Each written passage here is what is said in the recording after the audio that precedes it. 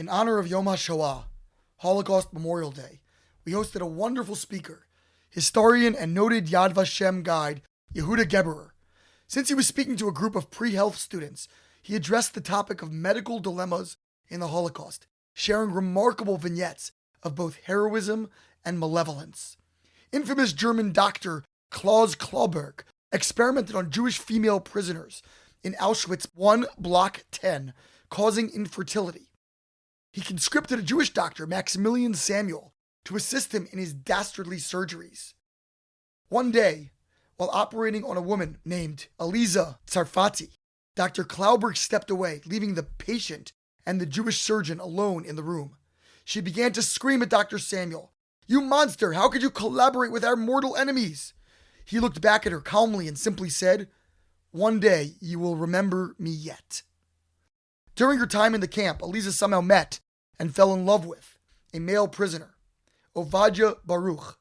Miraculously, they both survived, and after the war, they married.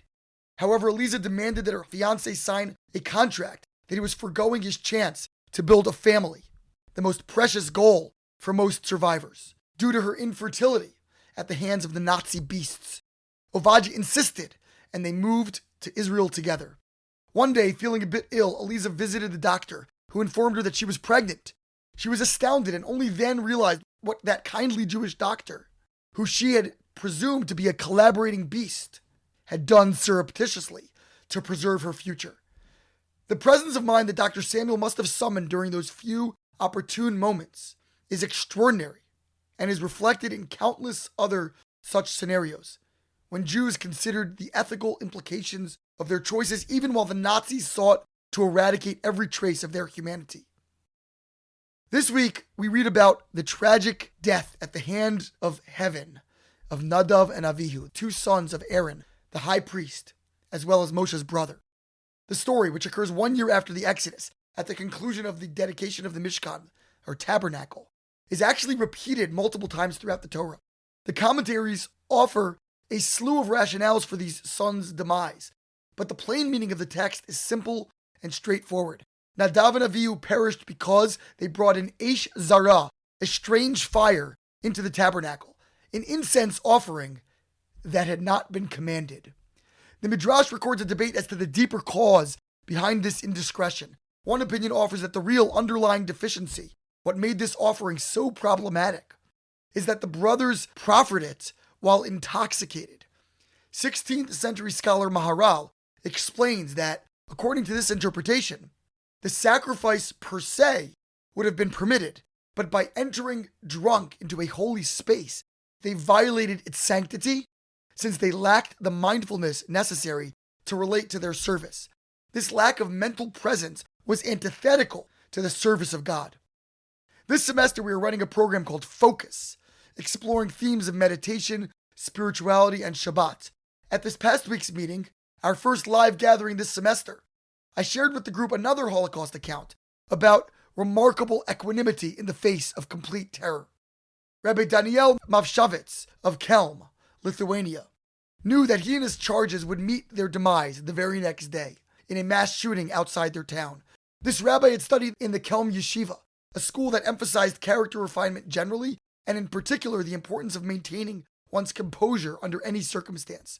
The night before they were to be executed, he gathered those around him and encouraged them to remain calm to the extent possible, even as they prepared to die. They would maintain their human dignity in the face of inhuman brutality. The next day, right before the Nazis carried out their designs, Rabbi Mavshavitz asked for a moment to share a final word, and then repeated his charge that they meet their imminent fate with equanimity. Such a level of self-mastery is so far beyond my personal ken that I find it hard even to envision. Yet such stories can offer a beacon, a reference point, however distant, to the scope of human potential. In our world today, as frazzled and reactionary as it can be, we could benefit from a bit more equanimity. Especially during COVID, anxiety levels have rocketed, sometimes with good reason, but often without strong rational basis. It has never been more vital that we plug into our spiritual core, our inner reserves of divinely ordained strength. We can face uncertainty without fright. and we can act prudently without suffering the attendant fear. Nadav and Avihu abdicated their responsibility to be present and focus in the moment, tainting their service and hastening their own demise.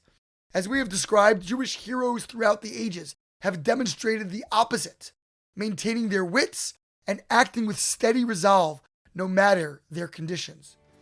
Perhaps under less dramatic or traumatic circumstances, we can also find ways to remain centered, connected, and secure in a world that can be so disorienting, but that ultimately we know to be masterfully, divinely managed, and designed.